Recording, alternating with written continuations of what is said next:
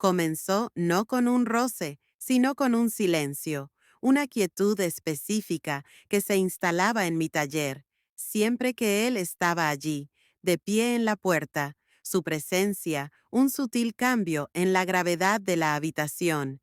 Era un silencio cargado con el peso de lo no dicho, con el aroma a papel viejo, cuero podrido y el aceite de limón que usaba para tratar las encuadernaciones frágiles.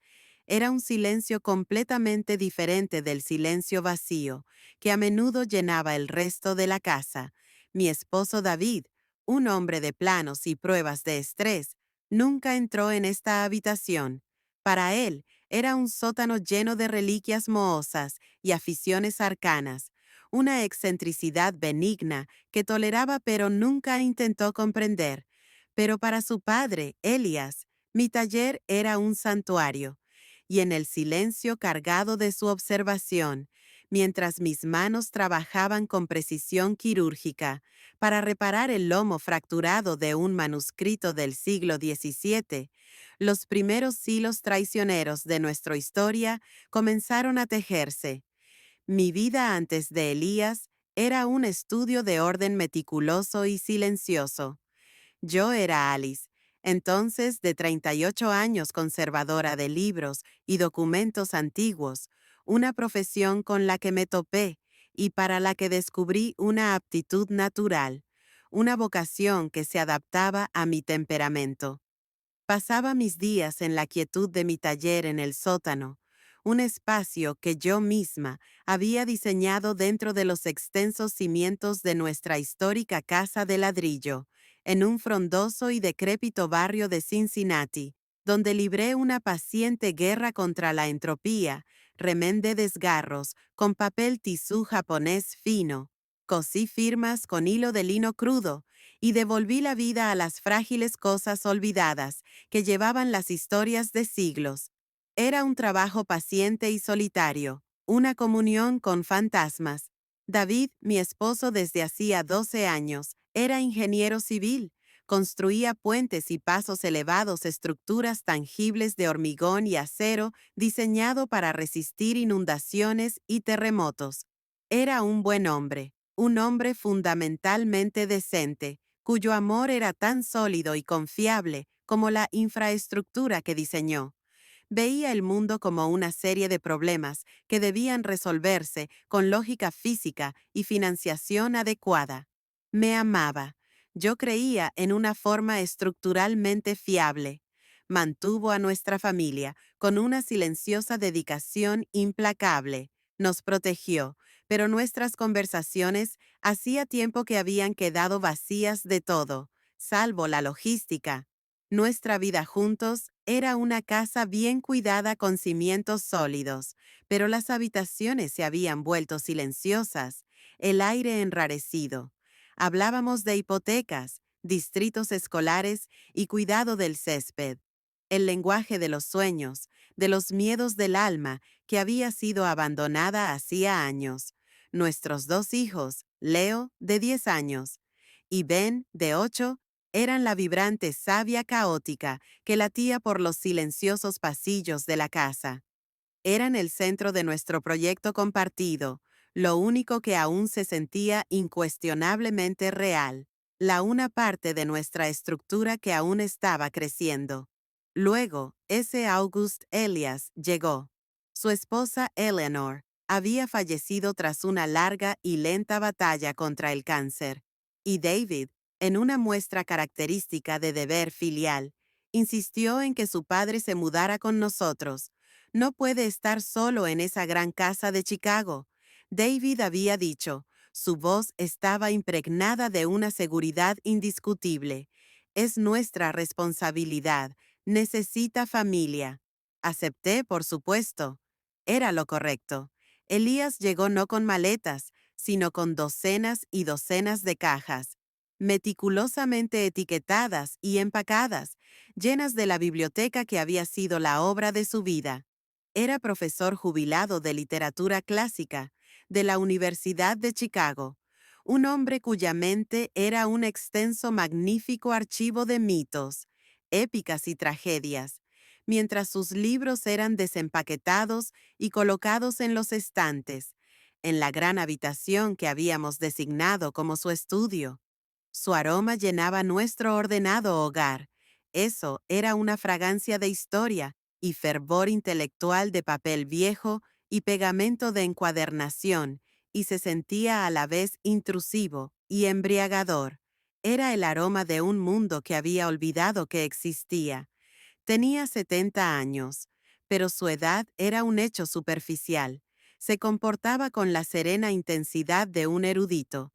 Su figura se encorvaba ligeramente tras toda una vida inclinado sobre los libros, pero sus ojos eran del color de la mezclilla descolorida, cansados por el dolor, pero aún agudos con una formidable inteligencia inquieta. Al principio era reservado un fantasma que rondaba los márgenes de nuestra ajetreada vida familiar. Yo le cocinaba comidas sencillas que él comía con una gratitud distante y cortés que parecía un escudo.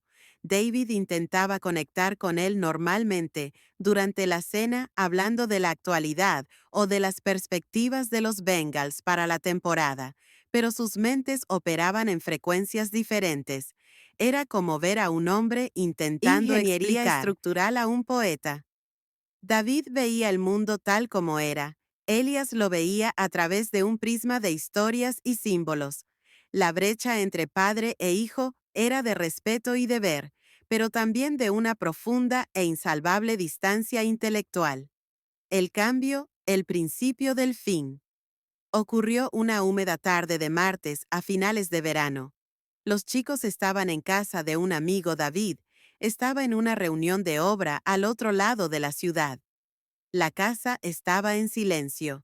Yo estaba en mi taller, colocando meticulosamente una lámina suelta coloreada a mano de una primera edición de El Paraíso Perdido. El trabajo requería concentración absoluta, la firmeza de un cirujano. La puerta se abrió con un crujido y levanté la vista sobresaltada. Elías estaba allí de pie, sosteniendo un pequeño volumen encuadernado en cuero. Con expresión vacilante, «Perdona mi intrusión, Alice», dijo con una voz baja de barítono resonante que parecía vibrar en el aire tranquilo. «David mencionó tu oficio. Confieso que tenía curiosidad. No es una intrusión», dije con una voz que sonaba anormalmente aguda para mis propios oídos. Me limpié las manos en el delantal. «Por favor, pase».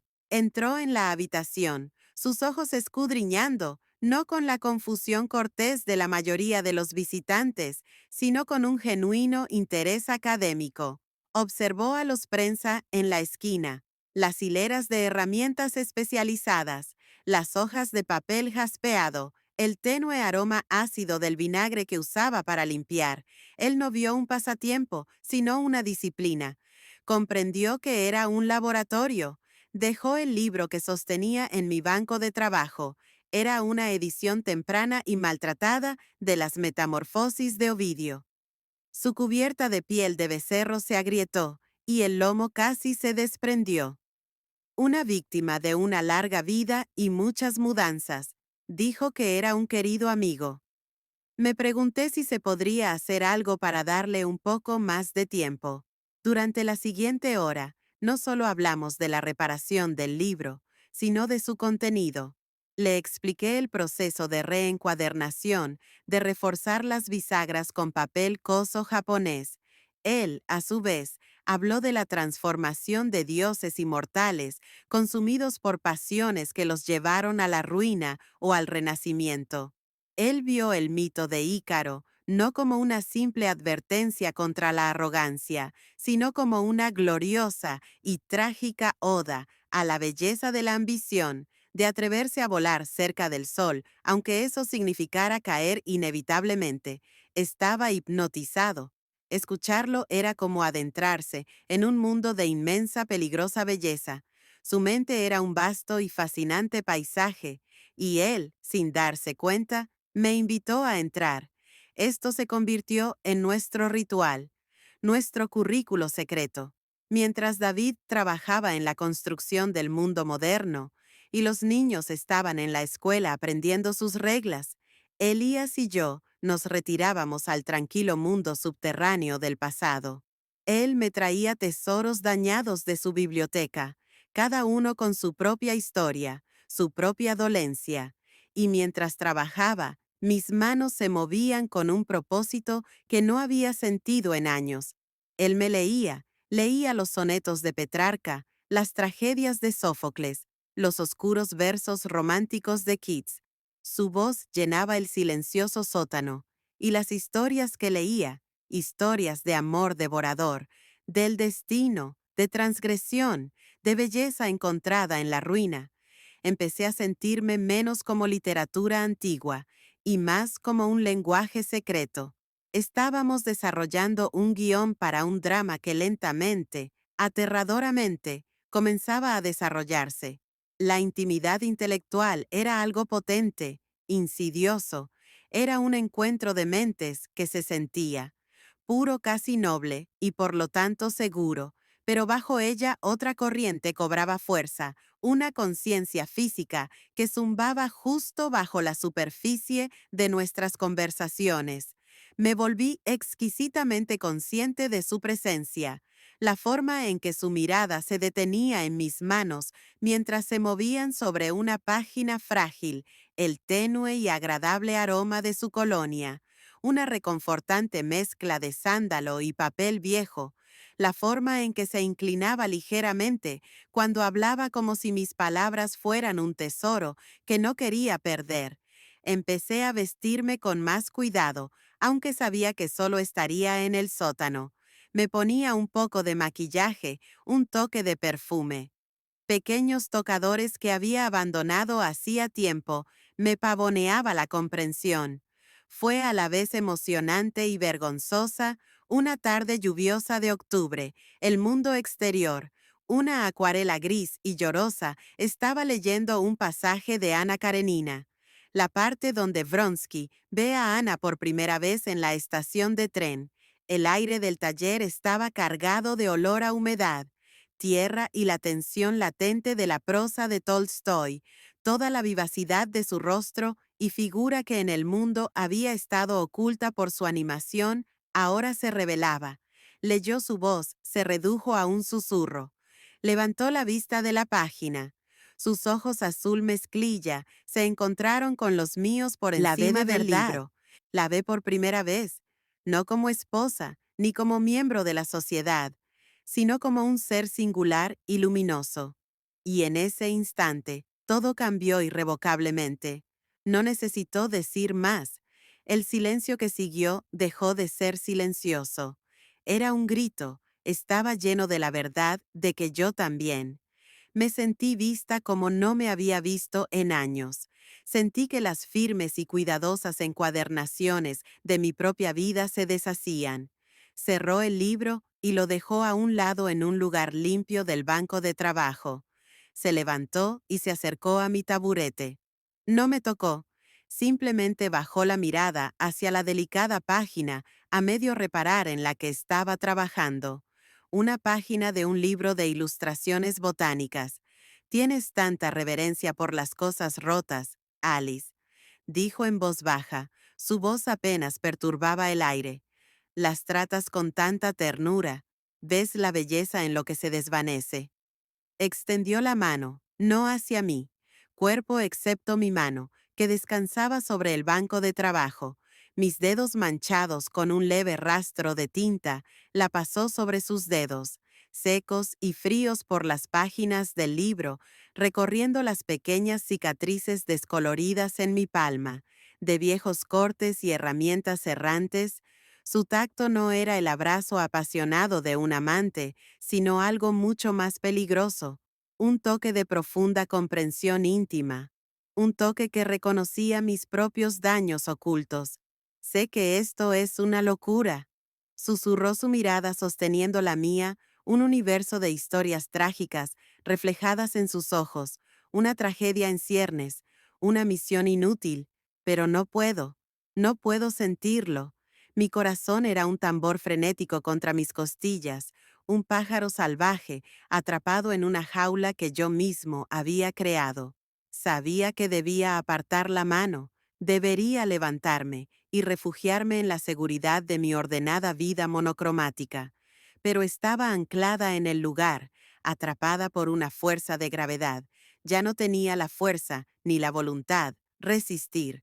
Yo también lo siento. Confesé las palabras de traición que sabían a libertad. Se inclinó lentamente, dándome todas las oportunidades para alejarme, romper el hechizo, pero no lo hice. Encontré su mirada y en ella no vi a un depredador, sino a un compañero de exilio, y cuando sus labios se encontraron con los míos, no fue una explosión repentina y ardiente, sino una fusión lenta y deliberada, un beso que se sintió a la vez sacrílego y sagrado. Sabía a viejos libros de dolor y a una desesperada soledad compartida. Fue un beso que reconoció la ruina que traería y la acogió de todos modos. En la quietud de mi taller, rodeados por los fantasmas del pasado, acabábamos de crear uno nuevo, un fantasma que nos perseguiría para siempre.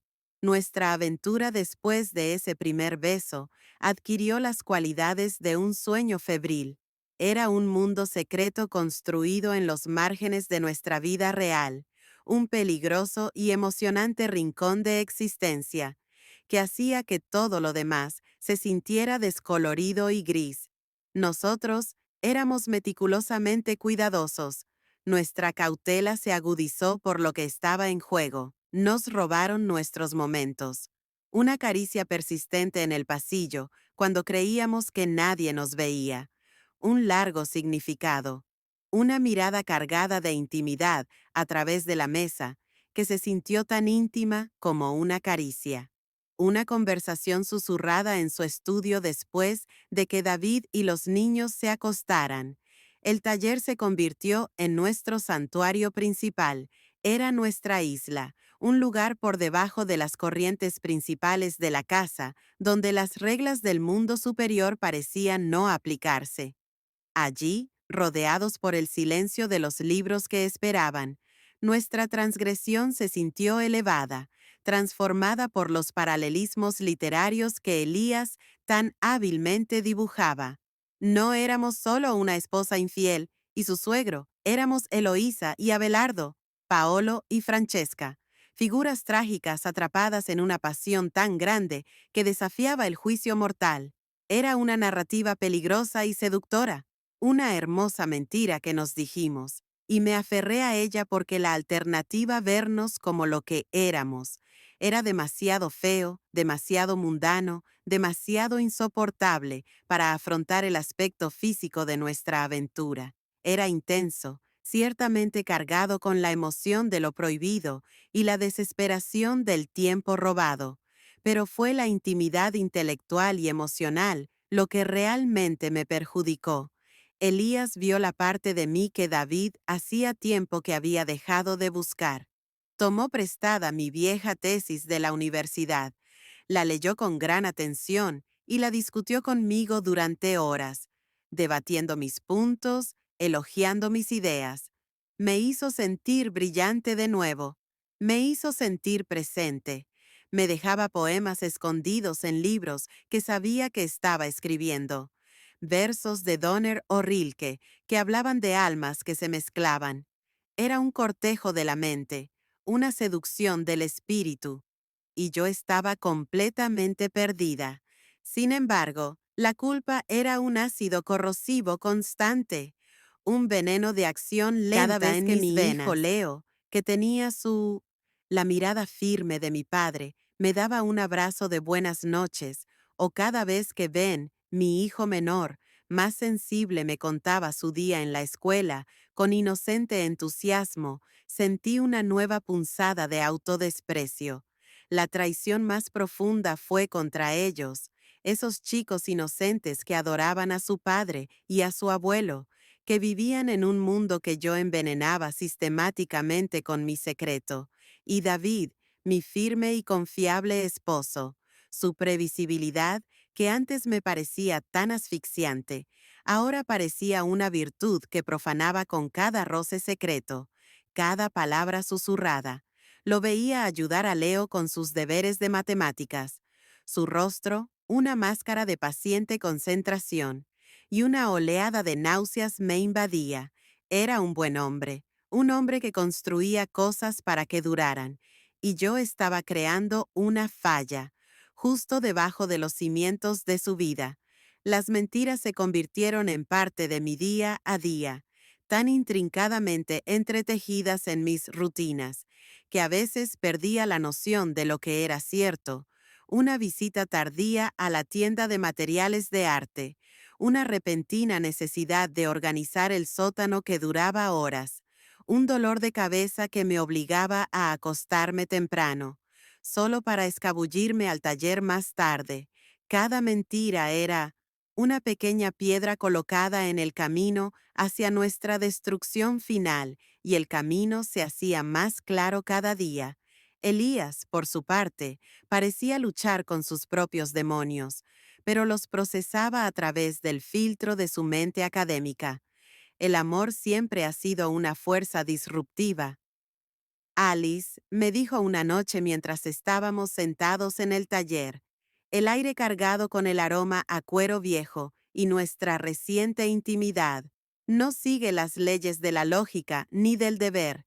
Es su propia justificación. Mira los mitos, mira las epopeyas. Los propios dioses eran esclavos de él, dispuestos a prender fuego al mundo por un momento de pasión divina. Pero no éramos dioses y esto no era el Monte Olimpo.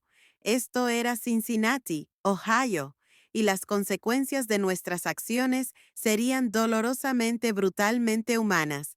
El fuego que estábamos provocando quemaría nuestra propia casa. El final comenzó como suele suceder, con un pequeño y estúpido error. Era un frío sábado de diciembre, el cielo color plomo. David había tomado los chicos a una función matinal de una nueva película de superhéroes, una salida que hacía con ellos cada pocos meses. Elías y yo, envalentonados por el raro lujo de una casa vacía, nos habíamos vuelto descuidados. No estábamos en la seguridad del taller. Estábamos en la sala principal, sentados en el sofá compartiendo una copa de vino tinto. Me leía un poema de un libro que me había regalado su mano. Descansaba ligeramente sobre mi rodilla. Fue un momento de insensatez doméstica imprudente, una imitación de una vida que nunca podríamos tener.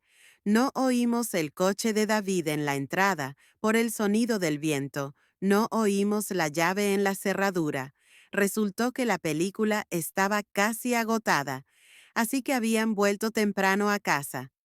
La primera señal del desastre fue el sonido de nuestro hijo, la alegre voz de Ben resonando en el pasillo de baldosas. «Papá, ¿podemos cenar pizza, por favor?» Nos separamos de un salto, un torpe movimiento de pánico que era en sí mismo una confesión. Elías retiró la mano bruscamente como si le quemara. Me alicé el suéter sobre las rodillas. Al instante, mi corazón se convirtió en un bloque de hielo en el pecho. Pero era demasiado tarde. David estaba de pie en el arco que conectaba el recibidor con la sala. Sus hijos lo flanqueaban. Su rostro era una nube de confusión. Una confusión que se transformó en una lenta, horrible serie de microexpresiones en un horror creciente. Miró el rostro sonrojado culpable de su padre al mío. Miró las dos copas de vino en la mesa de centro, el libro de poesía abierto sobre el cojín entre nosotros, donde acababa de estar la mano de su padre. No tuvo que ver un beso. Vio la intimidad. Vio la verdad en el aire eléctrico y culpable que crepitaba entre nosotros. «¿Qué es esto?», preguntó David. Su voz, peligrosamente baja. La calma en el centro de un huracán. Los chicos, sintiendo el repentino aterrador cambio en la atmósfera, cayeron. Silencioso tras él, los ojos de Leo tan parecidos a los de su padre, se movían entre Elías y yo abiertos, con una confusión que rápidamente se convertía en miedo. «David», comencé, mi voz, un graznido inútil, Mi garganta se había cerrado. Solo estábamos hablando, solo hablando, interrumpió. Su voz se elevaba, quebrada por un dolor visceral, impactante. Dio un paso hacia la habitación. Su mirada se fijó en Elías, su padre, el hombre al que había respetado y querido. «¿Eso es lo que haces ahora, papá? ¿Le lees poesía a mi esposa mientras salgo con tus nietos?» La palabra papá era una acusación, una maldición. Elías se puso de pie, y su compostura académica se hizo añicos como dejando porcelana atrás a un fina. anciano frágil y expuesto. «Hijo», empezó su voz temblorosa, suplicando, «debes entender, entender». David rió con una risa áspera, un sonido roto que parecía más un sollozo que una risa. Era el sonido de un puente derrumbándose. «Oh, ya entiendo. Por fin lo entiendo todo». Volvió su mirada salvaje y herida hacia mí. Su rostro era una máscara de absoluta traición. «Fuera», susurró las palabras apenas audibles, pero con la fuerza de un golpe físico, señaló la puerta con un dedo tembloroso. «Salgan los dos de mi casa ahora». El mundo se disolvió en una pesadilla de portazos y sollozos entrecortados. Los chicos lloraban abiertamente, aterrorizados por una escena que sus jóvenes mentes no podían procesar.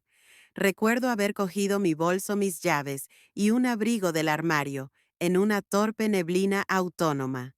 Recuerdo la mirada en el rostro de Leo al pasar junto a él, una mezcla de miedo y un amanecer terrible, una desilusión que me perseguirá hasta el día de mi muerte.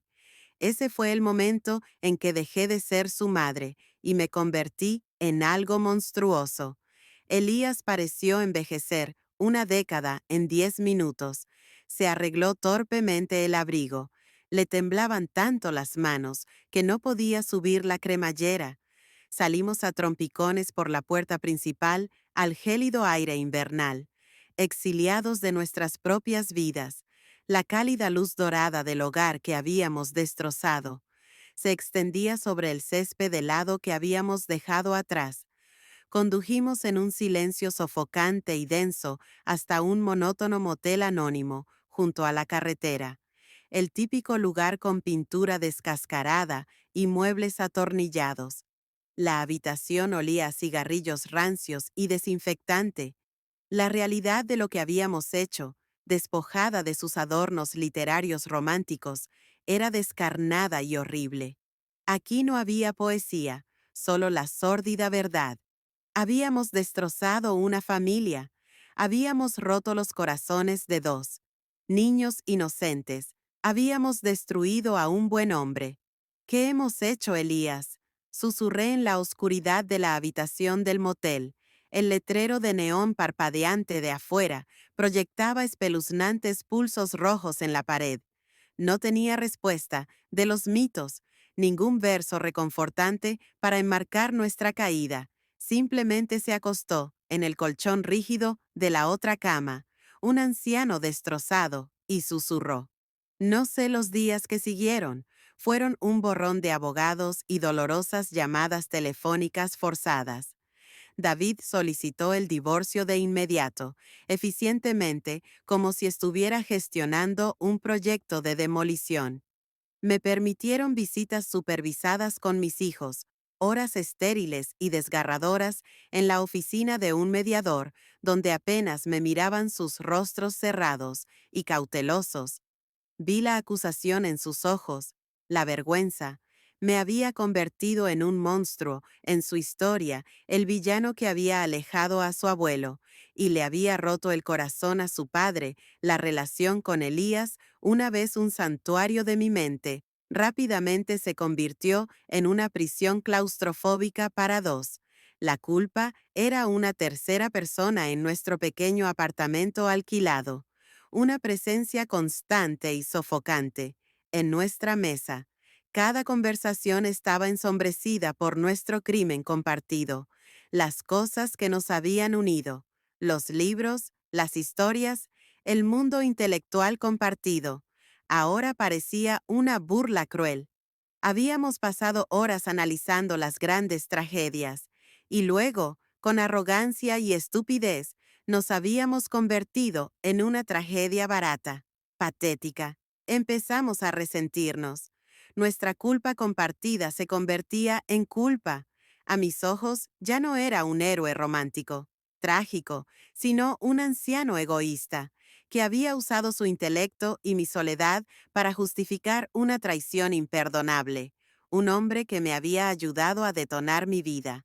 Estoy seguro de que él no me veía como un alma luminosa, sino como la debilidad fatal que le había costado a su hijo y a sus nietos, el último y amargo capítulo de su larga vida, la pasión incapaz. Para sobrevivir en el aire tóxico de la realidad, se marchitó y murió dejando solo las cenizas del arrepentimiento. 6 meses después de que saliéramos a trompicones de la casa de David, nos separamos.